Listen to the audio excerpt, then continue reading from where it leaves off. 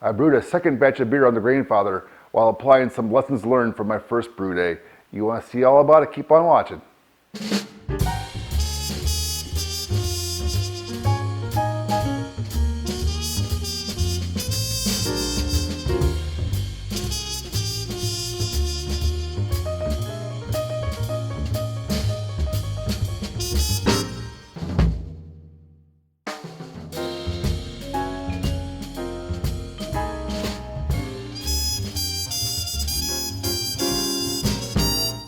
Hello everyone and welcome back.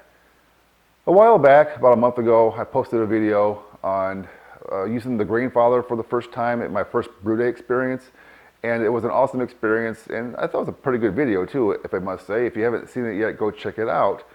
But after having gone through that, I made some observations, either on camera or even in my own head without sharing them with you, about things I wanted to do the next time I used the Grainfather, or maybe for all my future Grainfather brews.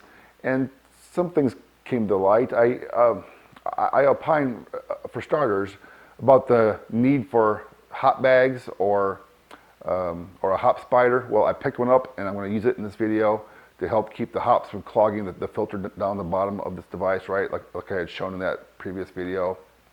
I also, at the end of that video, had shown a glimpse of the Graincoat I had bought, thinking that it was going to save me time on brew day. Well, you'll see what happened with that in a little bit here. I did use it in this batch, and I'll comment on that when the time comes. And this time around, I decided to take advantage of that delayed start ability on the Grainfather to have my water ready for me the next morning, which was pretty cool. It did shave off almost an hour of time on heating up some water here. And I also decided to use my Grainfather as my sparge water heater too this time around. So that went along with the delayed heat or delayed start thing. So I took advantage of all those things. And I also decided, since I had a pump on hand, I was going to, for my 10-gallon system, I was going to go ahead and use that pump to help me do the fly sparging in this, rather than using pitcher by pitcher of water to save me a little bit of time. I cover all that in this video, and I also have a guest appearance from my brother Chad once again. So if you like to see his mug on camera, you're going to see it a lot in this video. And well, enough of me talking. Let's go ahead and dive into this, and let's check it out. I've added my sparge water to the Grainfather already, and I want to set up a delayed heat so it'll come on in the morning tomorrow, because it's the evening before brew date right now. So I'm going to go pick on the app here for the Grainfather Connect app, the delayed heating option. And as you can see, today's Friday evening at 6 p.m. here. I want it to come on tomorrow morning before I wake up and start heating up. So when I wake up and have some coffee, I can hit the ground running with preheated water already, right? So I'm going to turn this to about 7:30 a.m. and that's when it's going to kick on. I heard a beep behind me. It means the Grainfather heard me and is loud and clear, and it has set a delay timer for 13 hours and 22 minutes from now, which is right. I've already got the temperature set to 205. I want this thing, although it's just my sparge water, it's going to go into my cooler, my hot liquor tank cooler, my round igloo cooler. So it's going to lose some heat over a period of hours waiting to be used. So I set it higher than my 170 degree sparge water temperature. And it'll cool off a lot during that time anyway. And on the left side, you can see how cold my water is right now, my tap water at 49 degrees Fahrenheit here. So it's got a long way to go to 205. So I'm glad this is starting before I wake up, because to go from here to there, or from room temperature to there, is going to take a good long period of time in this Grainfather unit.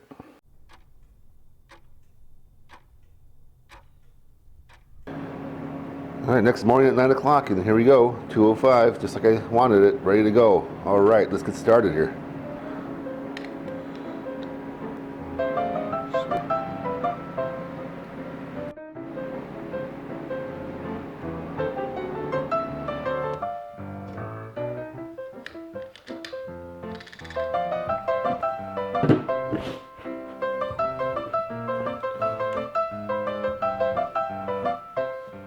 Okay, let's get brewing. Start session.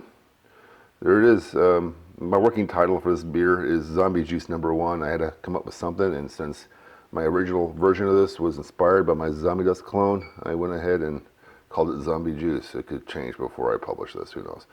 All right, so I'm ready to go. I'm ready to start heating and put some water in there. So let's do that.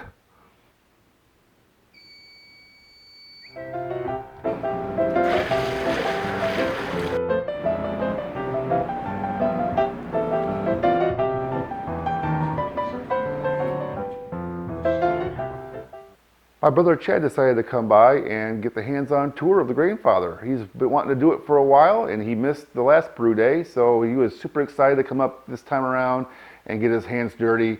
So I let him drive this thing. I hung back, gave the advice as needed, and let him go about all the steps here. So you'll see his hands, feet, and face in this thing throughout this video.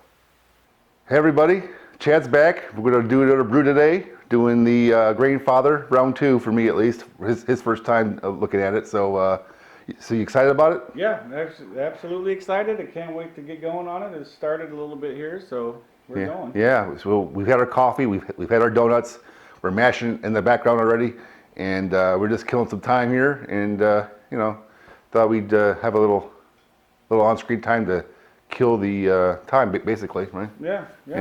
Checking out the hops additions and the spreadsheet. Yeah. And the differences between the Grainfather and his own spreadsheet. Yeah, that's a good point. So what I got here is a printout from the Grainfather Brew, the brew.grainfather.com website, right? This is just a hard copy of the recipe that's actually in the Grainfather. But I was telling Chad earlier, I don't trust these numbers. It's kind of like a black box output, which I never liked, which is why I made my own brewing spreadsheet over the years, right? I talked about this before in my past videos as to why I use this homemade spreadsheet over anything that's a app, because the apps, you just punch in numbers and like magic happens and out come the outputs in terms of the original gravity, the bitterness calcs, all those things. Well, there's a lot of competing theories and equations out there, and I could not find any documentation as to what assumptions the Grainfather website offers. So I decided to punch in this same recipe from the Grainfather into my own spreadsheet and come up with my own numbers to just cross-reference and cross-check them. And there were some differences there, real minor, honestly, but it did give me some confidence to know that I'm pretty close with this Grainfather app. I was also noticing there's some differences in the word efficiency, right? There's some confusion out there amongst some newer people, even those who may have been brewing for a long time, don't know. When people say efficiency, you have to ask and double check as to what they mean by that, right? Because there's the mash efficiency or the extract efficiency, which is what I always talk about on my spreadsheet, right? But the Grainfather doesn't do that. In fact, I can't find any documentation anywhere as to how to calculate that from the Grainfather. But what they do use is a term just called efficiency, but it's actually what's the brewhouse efficiency, you know? The whole machine. The whole process from start to finish, including your losses to evaporation, your losses to trub or dead space in your kettle, for example, right?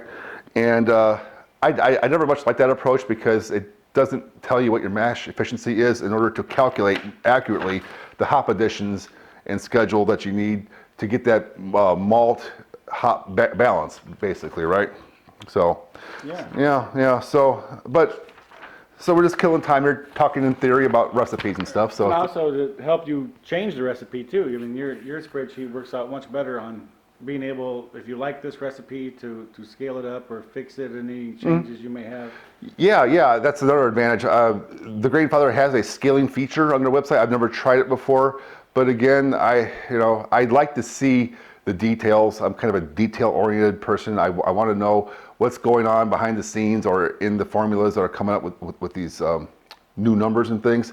And apps like the Grainfather app and other ones out there like the Beersmiths and the Brewers Friends and all these different web tools. I personally don't like them because of the sort of the uncertainty or just not knowing the equations and theories used in calculating those numbers. So the Grainfather would be good if you had a given recipe that you know was good and you could just make it, but to experiment with their software is not ideal, is what you're thinking? Yeah, it's kind of like, my analogy to this is the iPhone versus Android debate. You're either a fanboy of one or the other. And I have an iPhone. It's a work issued iPhone, but I'm an Android fanboy because it's customizable and you can do a lot more with it. I always thought like the iPhone was for dummies, basically. It was just dumbed down, real simple, which is great for a certain type of audience or user, right? But if you want more customization, let's say, you have to go back to the Android platform. That's just my analogy. Well, and I don't know if that was my understanding, if that was correct, because in that analogy, because your layout here gives you way more stuff to fill in your actual measurements. What you actually use, your specific gravity, your efficiency, your everything. Where this does not do that. You can't really do that. It's not easy, yeah. So that's a good point. So. The last time I used the Grainfather, I took an initial pre-boil gravity reading, but I forgot to do my original gravity reading and my original volume reading to calculate or estimate some of these outputs, right? I forgot because contrary to my spreadsheet, which I have fields, empty fields that look you right in the face, right there on the table, they say, hey, there's a cell or a field that I got to write something in, right? Whereas with the Grainfather, if I print it out, there's no such field. If I look at the app, well, the app is displaying what's going on with the Grainfather, including the current temperature, what stage it's at, and all that stuff, right? But it doesn't jump out at you that you have to go to another menu and another function to enter in some of these variables. And because of that, last time I forgot to do them. So I think that could be improved on the app actually to make it more obvious. That it gave you the option really, but that's good. That's good. It's there. It's just not intuitive, in my opinion. I think the interface could probably use a little update. But you know, this is my second brew. Maybe I'm not getting it. Maybe I'm not seeing it. Maybe I'm not used to it. But that's what caused me to forget to record those values last time, and I'm maybe might forget this time if I'm not actively thinking about it right now. So. Yeah, that's true, because the things are happening and you got to get them done and you forget. Yeah. Oh, while we're talking, this is the first shirt I got from the new batch of shirts. If you're interested in a shirt, I have my Teespring. I have a new Teespring link because I couldn't reuse the old one for some reason for the new design. Yeah, so now I have to get Chad a new shirt. But I upgraded the materials and some of the shirts to the premium quality materials, like the tri-blend T-shirt, for example, versus the cotton. So the price is a little bit higher because of this. Yeah, I could tell it's different. Yeah, it's a much better quality material. The logo actually kind of pops a lot on here. I don't know if it's too big. Maybe it's up to your opinion or not. I think it's okay. I think it's fine. And on the back, I just have the website, right? And so it's pretty straightforward. So you want to go check out, I got a link on my website. I'll put the link in the description down below in every single one of my videos. And so that's just gives you a clue. It's a pretty good shirt, actually. Yeah. So it definitely looks nicer. I noticed right away. Cool. All right. Well, we got about, I don't know, another 10, 12 minutes left in the mash schedule, and then we're going to carry on, yeah? Yeah, sounds like a plan. All right. Eventually get more beer to drink here. Yeah, oh, that's right. I made that American Amber Ale on the Grainfather, right? And it turned out really good, actually. I've been drinking it a lot, so I went ahead and posted the recipe on my website. I might have put an updated link in the video description maybe, or maybe I will before this video is posted on the last video. But it turned out really good, and Chad and I are about to go try some. He hasn't had it yet, so so let's go pour one up. Nice, okay. Yep. Let's do that. All right, we're back. Cheers. American Amber Ale #1. That's what I call it, at least.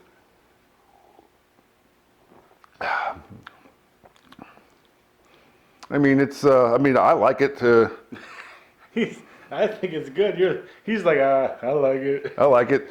I like it so much. I put the recipe out there for you guys. So you know, will I tweak it? Yeah, of course I will. That's why I call it Amber Ale #1. Right? I'm going to do something different with it next time I make this. But you know, if you're interested in making an American style amber ale, and you don't have any ideas, and you need a recipe idea, this was a pretty good idea.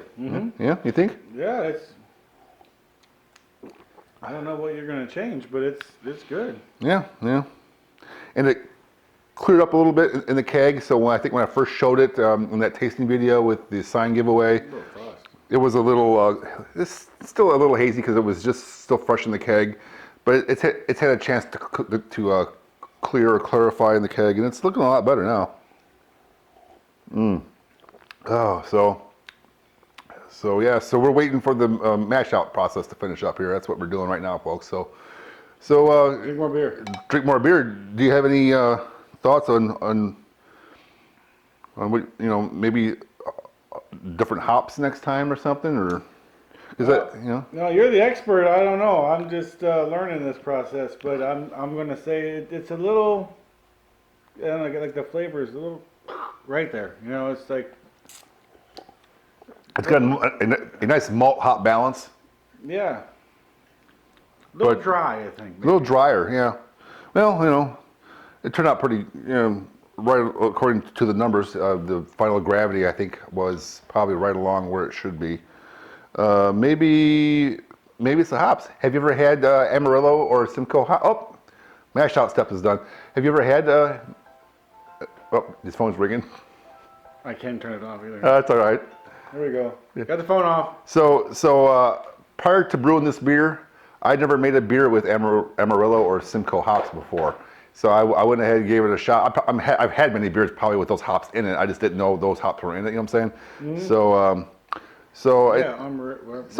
What? Amarillo. Amarillo, yeah. And Simcoe. Simcoe doesn't sound familiar.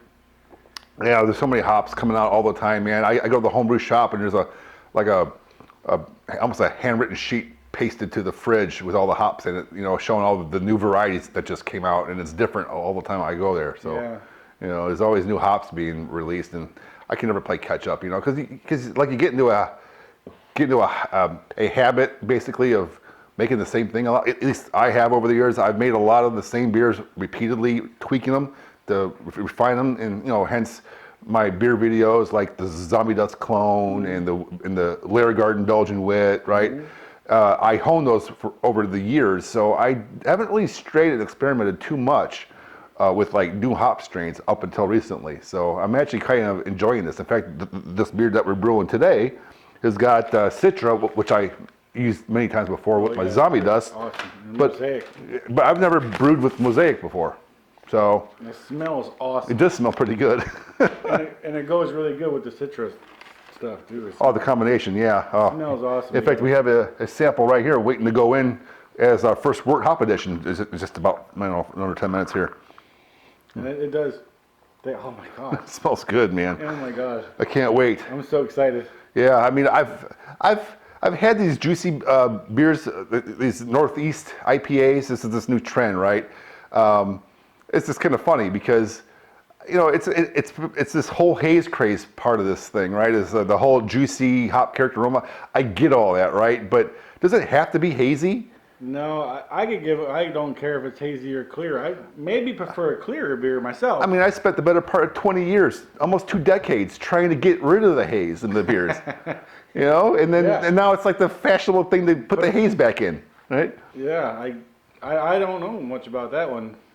So, but a lot of you have suggested that I try this style, and I didn't disagree. I just just have other things to do a lot of the times. But I was in, I think it was Knoxville, Tennessee last October for a work trip basically, and I had some friends down there, and they took me out to some of the local brew pubs. And for those of you who've never been to Knoxville, man, I had no idea. They are such like it's a smaller population because it's not like Chicago, like around where we are, but they have a pretty hot brew pub scene there. I mean, they have so many brew pubs opening up left and right.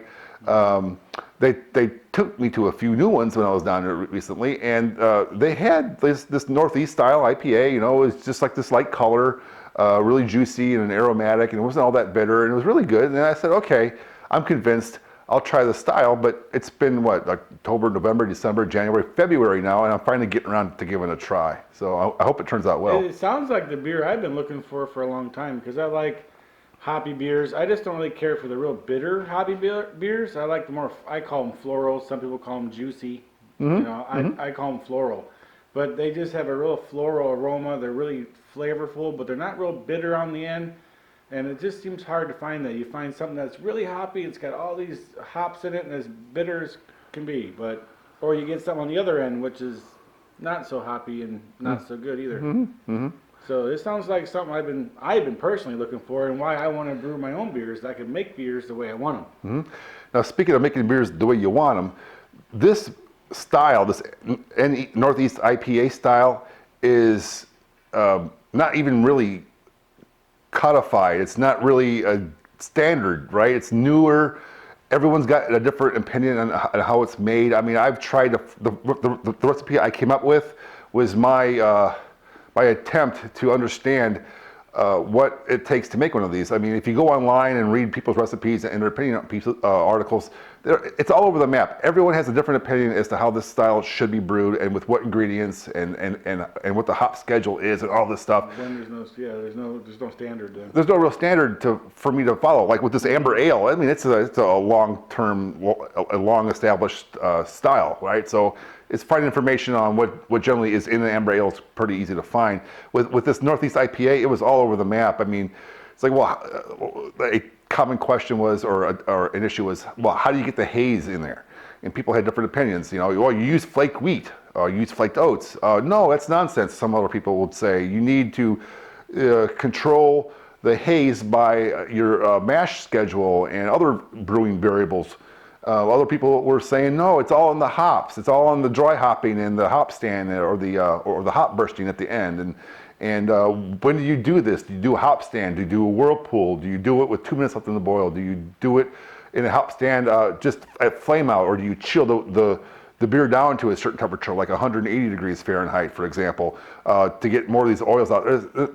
The advice and the opinions out there are just endless. And there was more confusion than anything else. So I completely understand now why some of you have been asking me to brew one of these, because I too was just overwhelmed by all the different conflicting sources of information out there on this topic. Yeah. So I hope this turns out well. My first time doing it, you know? It's a new style beer to me, the Northeastern, what did you say? Well, it's generally it's an NE IPA, or New England IPA is also another way, Northeast, New England, whatever, NE IPA style.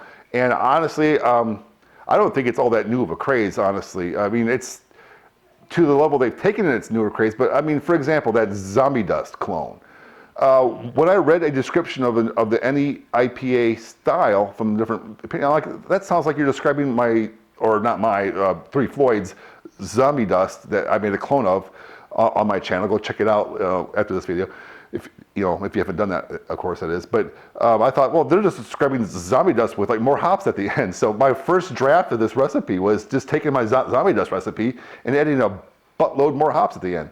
Yeah. At first, and then I've changed it, but Yeah. I don't know. It makes me wonder if the original instinct was probably the better one. I don't know.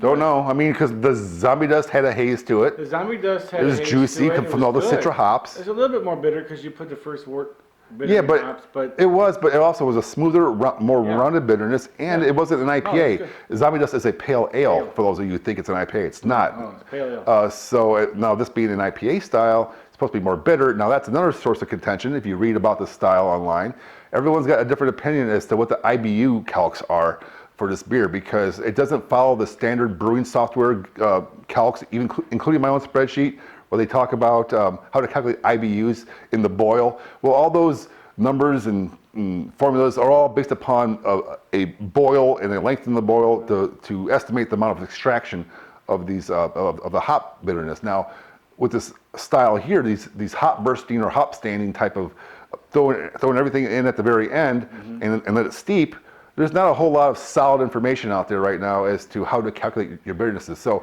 even on my recipe, it's overestimated. I mean, I think it's like 60 IBUs. Yeah. It won't be anywhere near that, I don't think. 67 or something. Yeah, I don't think it's going to be anywhere near that. But that's because the brewing softwares are not really meant to handle it, and I don't think there's a lot of solid data on this. It's not designed to do that at the end, because if you put it in the beginning, you're boiling it all the way through, you're pulling the bitterness out, of the hops at that point. Throwing them all in at the end, it would be really floral, but not bitter. Yeah. Especially dry hopping. I'm looking forward to that. Yeah.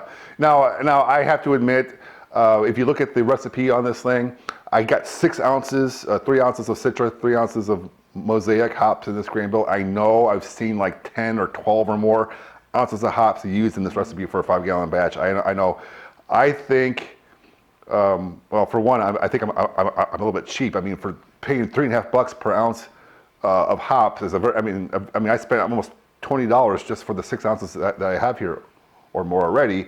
I don't want to spend $30 or more on just the hop portion of this 5-gallon batch. So I think I can get away or maybe try to achieve the juicy and aromatic characters without that much hops, but I'll find out in a little bit here. Yeah. You know, we'll see. Yeah, and you didn't want a real alcoholic beer, so you just cut the grain bill down, right? Yeah, so that's another thing I did. I shaved a couple pounds off my average grain bill to make up for the lower amount of hops in here to try to balance the bitterness and the maltiness in it.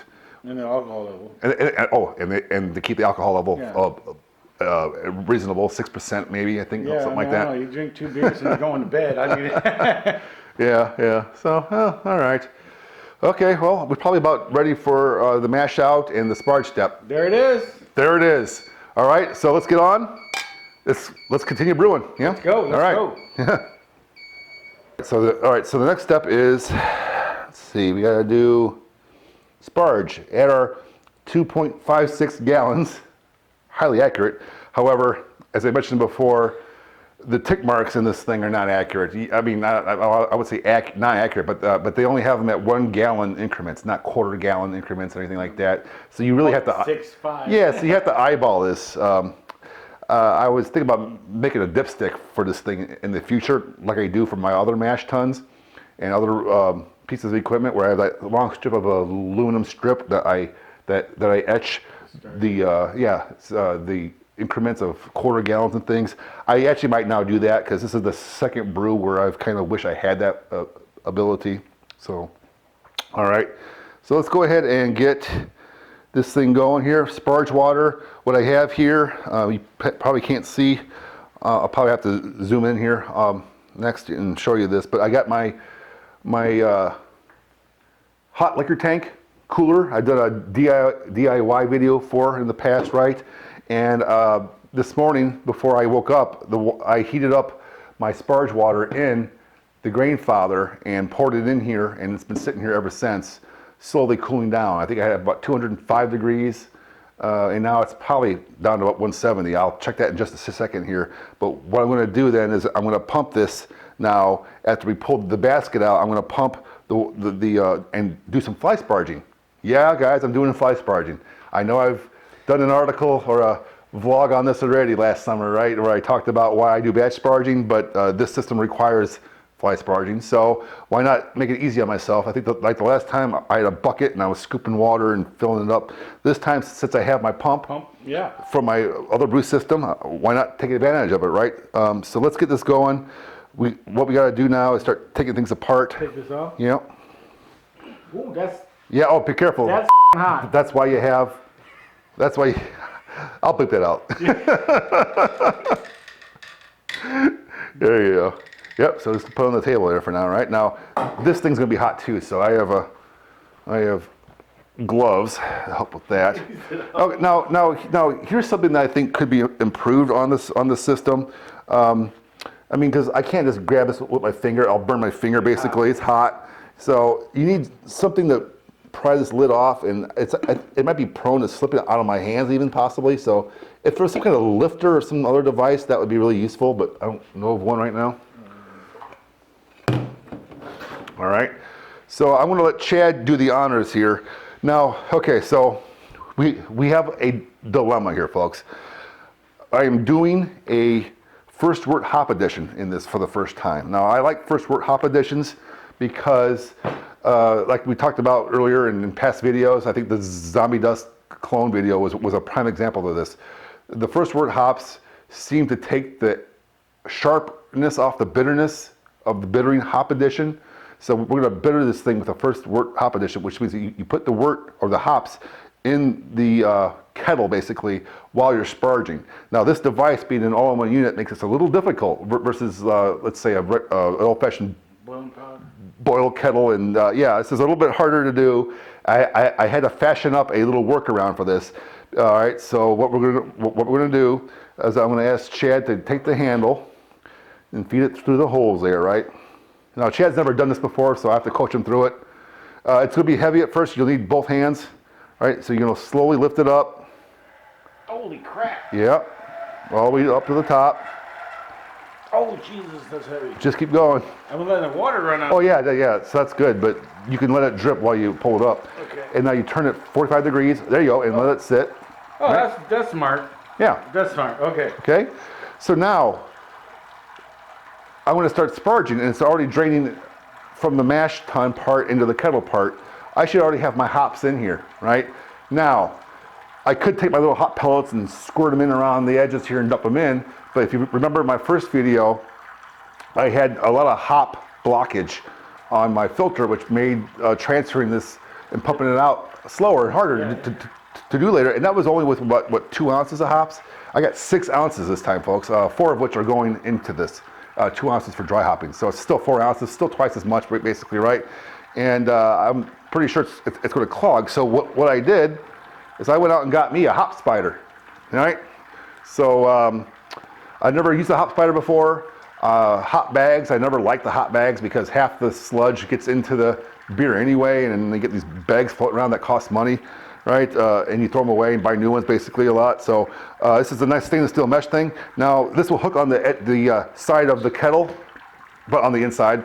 The problem with this though is that this will not fit under here with this on while it's draining. So I cannot do a first wort hopping with this device and use the hop spider at the same time. So what I did is that I came up with a little piece of copper wire, which is a scrap from when I was making my DIY immersion chiller video last year, right? So I had some scrap wire, I formed it up, so it's gonna hook on here, hook on the inside of the kettle and lower this below the bottom of the mash pipe there so it can sit in there and drain and collect. So what I'm gonna have to do is do this pretty quickly. So I gotta pick this up and you're gonna hook that in there, right? Yeah, and I have to dump the hops in there at the same time. But it's a two-person job, or if I was alone, I would have just, you probably can't see it off camera here, but I have my my old brew kettle like I used in the other Grainfather video. I can actually put it in there and let it drip and pour it back in. Oh. So that actually might be more safe since we don't have hot water dripping on my hands while I'm trying to get it in there. So actually that still might be a better idea. Here we go.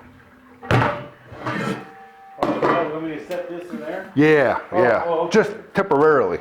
Set this in there, okay. All right, so. Let's get this lined up. 1, 2, 3. Oh, that's not so bad now. The water's out of it. That's right. So just drop it in there. Bam. Okay. All right, so now, what I was trying to show you folks is that when I put this in here and hook it on, oh yeah, you're not going to be able to get that back on here and have it sit because this is higher than the rest for the mash pipe, right? So what I designed here is a little hook that goes on, drops down in there, and now I can go grab the hops and dump the hops so good. in here like this, right? Oh, it sits right in the water. Sits right in there, right? And now I can put that back on top.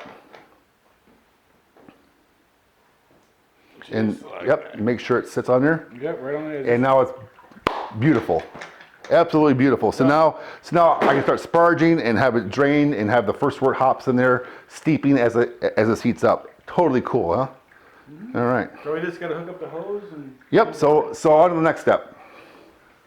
So now we need to drop. Now where's the markers that on here? There they are, right? So it's about. I can't even read it. I can't even read the damn thing. It says. Is that gallons? Okay, it's over here, 6 gallons. It's about halfway, so it's about 5.5 gallons now. So we need to drop it down to the 3 gallon level, basically, right? Right. 5.5 gallons, 3. Okay, all right. Maybe 6.5 gallons. Well, it's actually 5.5 gallons now. Right. So we just subtract 2.56, 2.5 gallons. Oh, yeah. So it'd be down to the 3 gallon mark when we turn this thing off, right? So turn this back on. Let the pump prime down below. You know, you guys may remember this from my 10-gallon brewery project video I did months ago. You know, it's same problem as before. These pumps are not self-priming, so you got to let the water get down in there and get the air bubbles out of it, all right? And then before I turn it on, with my trusty foot pedal, whoa! Yeah, you said hold on to that. Yeah, all right. All right, there we go. All right, take 2. Take 2. All right, this is what it is. Turn that on. Oh, that's pretty fast. Yeah, that's hauling the mail. Yeah, you know what? That was entirely my fault. I actually had it set where I wanted it, and I moved it. Turn it down more. There you go. Yeah, there we go. So we get down to a trickle. So now I'm going to drain that 2.5 gallons out of here, and just wait until it's done. I don't have to be carting pitchers and pitchers of water back and forth. All right, we're just coming to a boil now, folks. I'm going to skim the foam here to keep it from foaming up too much. The hop spider seems to be working pretty good there. It's also foaming up in here, see? It's hanging out pretty low. So now that I've got the mash pipe off of here, I no longer need to keep this hanging down low like this, but it doesn't hurt to leave it, I guess. So I was going to just let it be, folks, all right? And it's already coming to a boil. Another degree more, and it'll hit the 212 that it's trying to hit. All right, Chad. So go ahead and put that the counterflow wort chiller on there.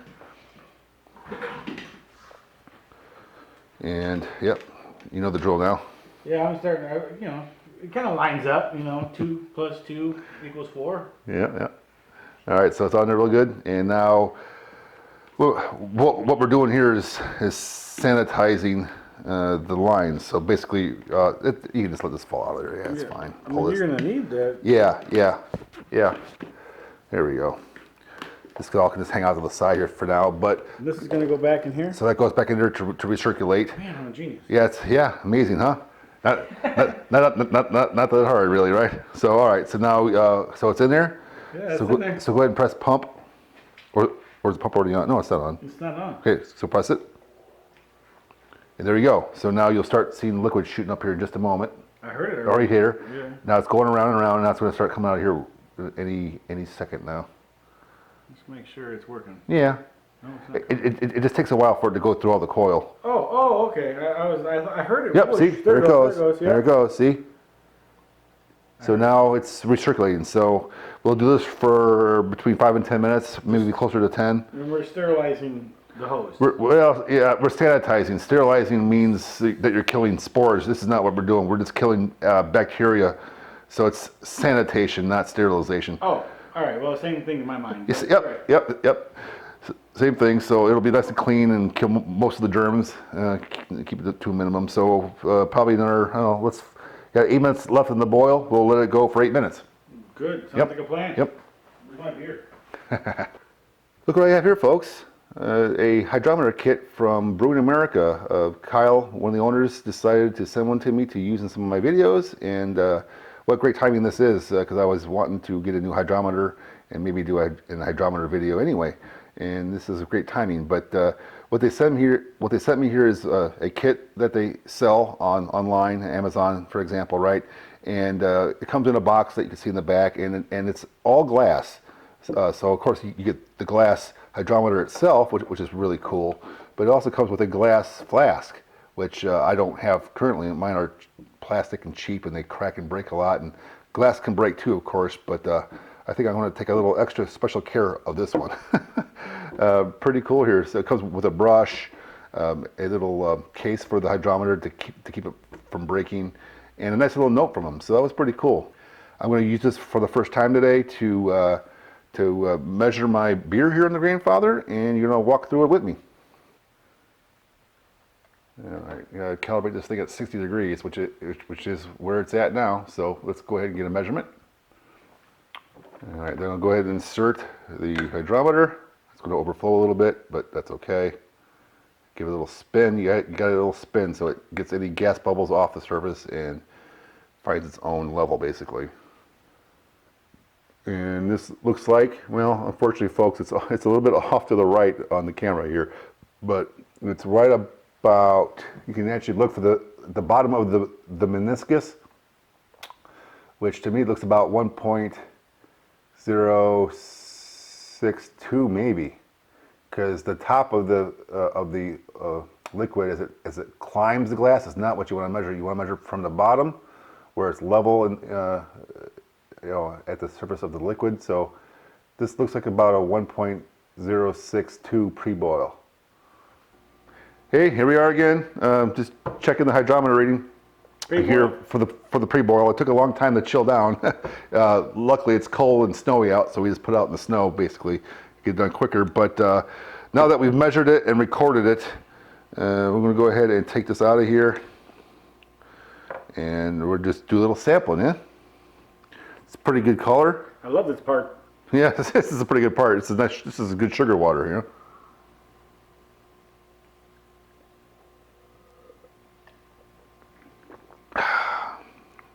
I like it. I like it. Want to try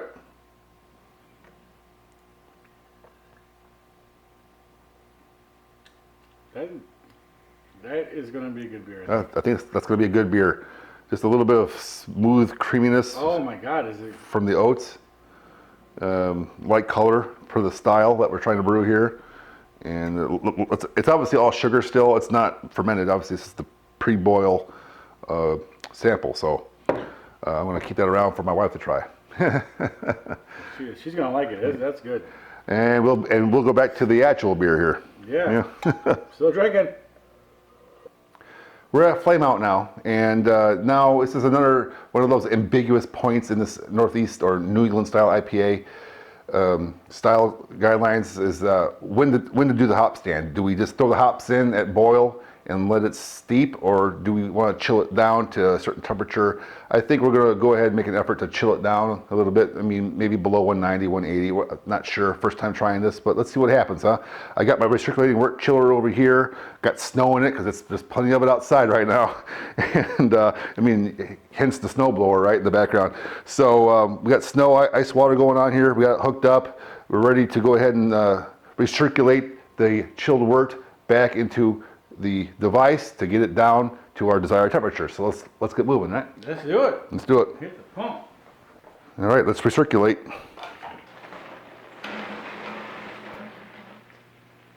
There we go. All right. So I like having this foot switch. I just repurposed it from my pump to my other pump here in the chiller. So that's awesome. All right, time for the hop stand. We got below 185 degrees. I'm going to put the hop burst or the hop stand edition in all at one time.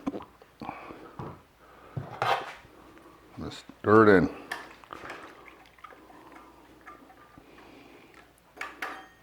And stir the kettle too. All right, hop stand is over. So let's get this out of here. So it's all clogging up the hop spider. I'm kind of glad I got the hop spider, but it's also hard to get the rest of it out of here. So it drains it back into the kettle. There's a lot of hop residue in this thing.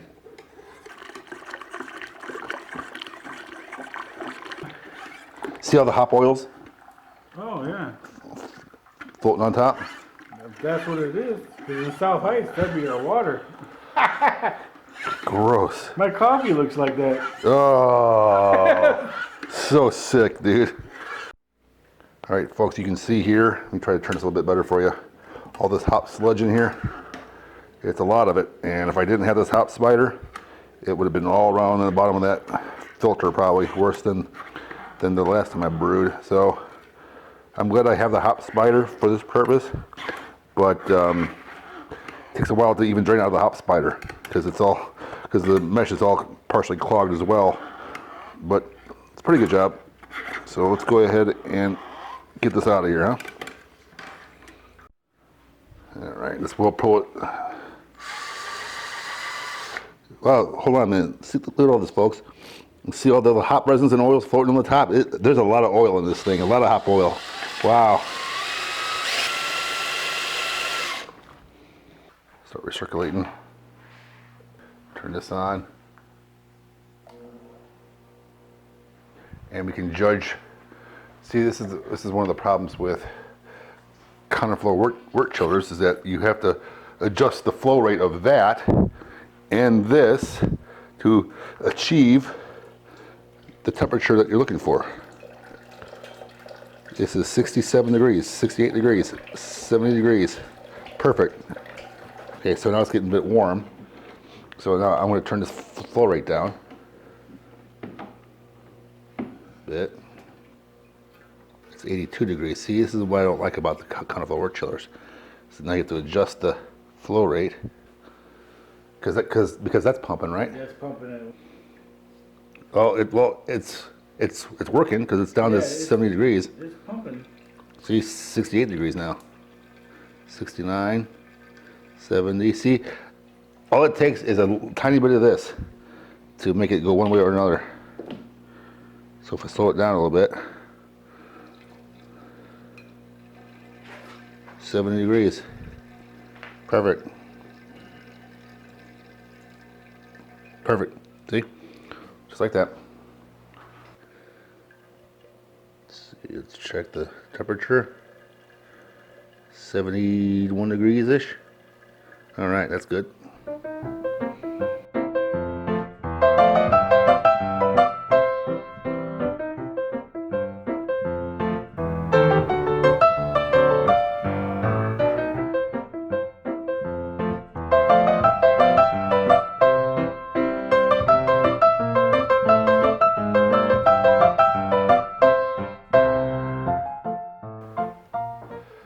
Brew day is complete, and we hit, well, actually, it's not complete. I have a whole mess of a garage to clean up yet. Stuff everywhere, right? But the batch of beer is done. And what we have here is the post-boil sample in this new glass hydrometer flask from that Brewing America place. And I actually like I like the glass. It's much better than plastic, I think, except, you know, we just don't want to drop it, right? But that's the color of the beer. How hopped up and everything here, or the wort. It's not beer yet, right? And we had a few taste tests. I mean, what do you think, Chad?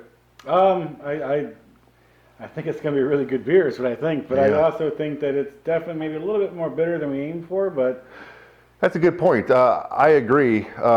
This is part of the ambiguity of doing these style beers with these hop stands. It's sort of like black magic to a degree, of sort of where you're just trying to guess at the bitterness that gets added during the stand. And I mean, but who knows? Maybe the fermentation process, maybe whatever will improve it. It's a little bitter, but that's what IPAs are. Granted. yeah, it feels like a smooth, like centennial flavor with hops in it. You know, it's pretty good. It's pretty good. I think though, not that it's a bad bitterness. It's just that it's just a little bit more than I was. actually not that bad. The more I drink it, it's Oh, so you get used to it? yeah, it's actually not that bad. The first sip was like, whoa, that's hop. That's citra.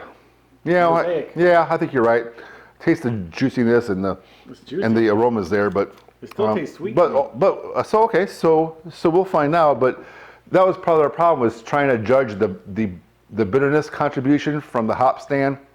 And so what we did with the Grainfather here is I was trying to get the temperature down to about 180 degrees-ish or something like that, just like what I've been reading online, that you don't want it too hot because then you boil or steam away the aromas and things that you wanted to keep in there as part of the style of beer. So we used the counterflow chiller. We chilled it down to under 190, 185 degrees, somewhere in that ballpark.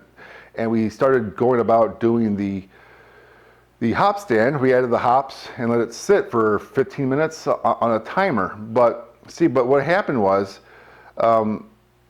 we had to then use the counterflow chiller again to transfer this beer into the fermenter. And during that whole time, which was probably a good 15 minutes or more, I mean, Yeah, I'm guessing, it took a while. And that was an extra 15 more minutes of it sitting of the hops sitting in the beer. So Probably should have took it out. it probably could have took the hop spider out in hindsight. What else did we think about? I think it's just, it sat longer and it got more bitterness than we planned on. That's basically the bottom line. Yeah. Something to remember for the future. And you know, that's actually this is again not a rant or in favor of my choice of using immersion chillers, but this does give credence to why I prefer immersion chillers. If I had an immersion chiller, I could have chilled that whole batch down to under probably 100 degrees in a matter of a few minutes. Right? Yeah. All as a batch, and we could have stopped all that activity right from the get-go, while and that had this extra time, like we did with the counterflow chiller method, where you're chilling just a constant stream coming through the tubing, while the bulk of it sits at that hotter temperature in the kettle much longer, right? Mm-hmm. So, in the hops, yeah. in my opinion, this is one of my reasons why I still prefer an immersion chiller. And I did a whole video on that. It was a bit controversial, to say the least, from the comments in there. But that's one of the reasons why I prefer the immersion chillers. Now, if I'm going to do this again in the future, I may not use the counterflow chiller that came with the Grainfather, and I'm going to go back to using my old small 5-gallon batch-sized immersion chiller in this thing, and use that instead, and see if that makes a difference. That's an idea, right? I mean, I think part of the reason that slowed it down was we did have some blockage in the lines from the pump from something, you know, grains getting in there, clear as day. So yeah, I mean, it did run a little slow at times, but it also makes me wonder how much slower it would have been if we didn't have a hop spider and just threw all those hops in there. Because I mean, there was a lot of hops. Yeah, I mean, we're talking like a mound of sludge worth of hops. You know, yeah, it was quite a lot. So we haven't taken apart the Grainfather to see if this hop filter or the filter inside is clogged or not yet. We haven't yet done that. We just got done oxygenating the beer in the fermenter and putting yeast in it, and this is where we're at right now. So we haven't even started the whole cleanup process yet. Not yet. But that is something that I am thinking about is you know, what to do next time, right? Now, for those of you who are asking or wondering, this Graincoat, for example, that I had bought for this thing because I thought it was going to help me heat up the water faster, it doesn't. Right? I mean, I did some testing just a week or two ago, where I actually put about 5 gallons of water into the Grainfather at 52 degree Fahrenheit tap water, raised it to 152 degree mash temperature, so 100 degree climb in 2 different cases, one with the coat on and one with the coat off. And in both cases, the time to heat up was the exact same, like 53 minutes. Mm-hmm. So for those of you who are asking how that performed, it did not help at all in heating up the water at all. Zero, apparently. But you might have noticed maybe in some of the clips that the boil did seem a bit more vigorous. Chad doesn't know this because he wasn't here for the last beer, but I did notice it had a lot more churn and a lot more bubbling going on. So it did help maintain that rolling boil a little bit better. And I think as a result of that, I actually lost, I think I was about a 1/4 gallon down in my estimated batch size. Mm-hmm. And that could be from the extra hops absorbing more of the water, which I'm sure it is, but it also could be from that as well. Evaporation, yeah. Yeah, from a faster evaporation rate. So just something to keep in mind. And so, wow, what a day, man. Yeah. You know, just in time for you to go home and me to clean up everything, right? Yeah. I'm just kidding. No, I kind of like the thing so far. I mean, it's actually pretty compact. I mean, before with other systems that you have, we have a lot more going on. This seemed a little bit more compact. It really did. And it seems beep reminders, and I kind of like it. I mean, I could see myself, not, you know, I'm not Larry. I don't design my own beers and brew on a regular basis, but I could see myself benefiting for something like this. I mean, just because I'd brew 5 gallons and me and my buddies would drink it in no time, and I'd brew another 5 gallons. I don't need to go crazy and have a bunch of stuff, but it's a small footprint too. I mean, for a person who's tight on space. I mean, you could do this in your kitchen if you wanted to. Oh, actually, you could. The reason why I do it out in the garage is because, for one, I can film out here. I have more space to put up the tripod, the cameras, all the gear, chilling equipment, and there's no kids and people out here talking while I'm trying to record and film a video. I'm here usually out here all alone now, except for Chad being here this time. But that's, yeah, so you could do it in the house. I just can't or don't because of my YouTube stuff. Yeah, well, I'm just used to having the big burners and the tanks of gas and the big boil pot. You do that outside or in the garage, maybe the basement if you wanted to, but it's just the idea that this seems more feasible. You plug it in the wall, and yeah, you can plug it in, let the water heat up while you take a shower, get ready for whatever. When you come back, it's ready to go, you know. And that's true, and it's also a good cold weather for me at least, again, because I don't brew in the house. I'm not by my garage. We have no water supply out here. My water supply comes from either my garden hose in the back of my house, which is buried under snow right now because it's February and we just had a snowstorm come through, or I have to take buckets of water in from out of the house. But at least I don't have to crack my door because I'm burning propane. Right. And I don't have a cross breeze of snow blowing through here and cold drafts. So my back door is closed over here. My big garage door behind you is all closed up. It's nice and warm in here. And I can't do that with the gas system. I would definitely have to have this door at least open and cracked, and probably that other large door cracked a little bit on occasion to get some of that bad air out of here. And that would be bad in this time of year. I mean, just be freezing and just terrible. So, yeah. Definitely good in that aspect. And I don't know, I like it. It didn't seem that difficult. Yeah, all right, cool.